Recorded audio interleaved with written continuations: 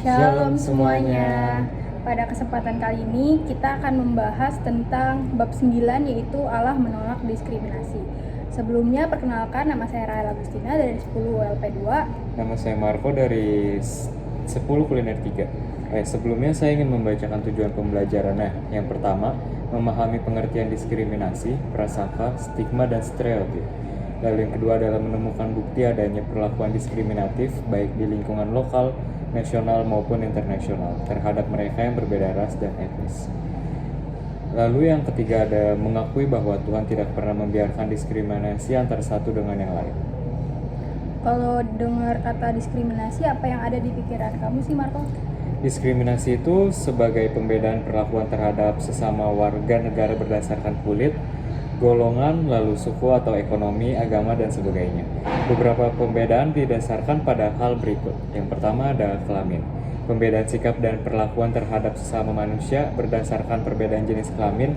Lalu yang kedua ada juga ras, anggapan segolongan ras tertentu bahwa rasnya itulah yang paling unggul dibandingkan dengan golongan ras lainnya. Lalu ada rasisme, rasial, pembeda sikap dan perlakuan terhadap kelompok masyarakat tertentu karena perbedaan warna kulit. Lalu ada sosial, pembedaan sikap dan perlakuan terhadap sesama manusia berdasarkan kedudukan sosialnya. Benar, perhatikan kata pembedaan yang mengandung arti sengaja membedakan, bukan sesuatu yang awalnya sudah ada.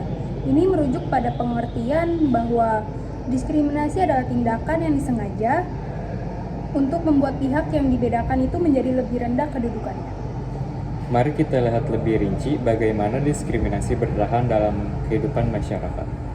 Secara khusus, kita akan melihat diskriminasi berdasarkan ras, etnis, dan gender. Kita akan mulai dengan membahas diskriminasi berdasarkan gender terlebih dahulu. Rahel, apa yang kamu ketahui mengenai diskriminasi gender yang ada di Indonesia? Untuk negara dan masyarakat Indonesia, ada beberapa hasil penelitian tentang keberadaan diskriminasi gender yang memperlihatkan bahwa diskriminasi seperti ini menjadi penyebab masih tingginya angka kemiskinan di Indonesia. Salah satu bukti diskriminasi gender adalah cerita dari R.A. Kartini. Zaman dahulu para perempuan sulit untuk bersekolah karena dianggap tidak berguna dan nantinya mereka akan hanya menjadi ibu rumah tangga saja. Tapi untungnya R.A. Kartini menjadi pahlawan para wanita untuk memperjuangkan hak tersebut.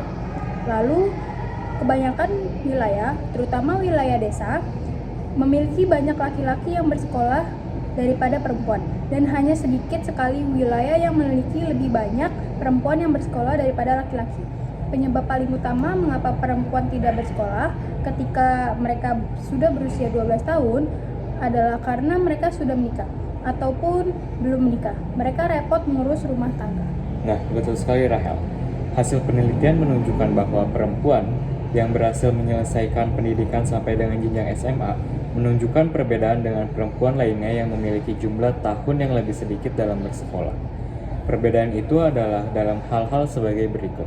Yang pertama, mereka memiliki jumlah anak yang lebih sedikit. Mereka lebih mau memakai metode kontraseptif untuk mengurangi jarak kelahiran antara anak dan mengurangi jumlah anak. Lalu yang ketiga adalah mereka lebih mengerti apa yang harus dilakukan bila hamil dan melahirkan. Dan yang terakhir, mereka lebih banyak memiliki barang-barang keperluan rumah tangga. Oh ya, perempuan juga lebih banyak menjadi korban kekerasan pada Komnas Perempuan 2020. Tahun 2019 tercatat jumlah korban tertinggi dihitung sejak tahun 2008. Apabila pada tahun 2008 tercatat sebanyak 54.425 kasus, pada tahun 2019 tercatat sebanyak 432.471 kasus naik dibandingkan dengan tahun 2018 yang mencatat sebanyak 466.178 kasus. Nah, mudah-mudahan kita bisa menjadi garda terdepan untuk mencegah diskriminasi pada perempuan ya. Oh iya Marco, aku juga baru saja membaca kisah Yesus bertemu dengan perempuan di Samaria pada Yohanes 4 ayat 4 hingga 39. Aku merasa kisah itu sangat kuat dalam menunjukkan bagaimana Allah menolak diskriminasi. Ya Rahel, perempuan Samaria itu sangat dianggap berbeda dan sering diskriminasi oleh orang Yahudi. Tapi Yesus justru berbicara dan menghargainya tanpa prasangka. Betul, dari situ aku jadi paham bahwa diskriminasi itu adalah perlakuan tidak adil terhadap seseorang karena perbedaan seperti ras, etnis, atau budaya. Selain itu ada juga prasangka, stigma, dan stereotip yang sering membuat orang diperlakukan tidak adil. Aku juga pernah melihat diskriminasi di lingkungan sekitar.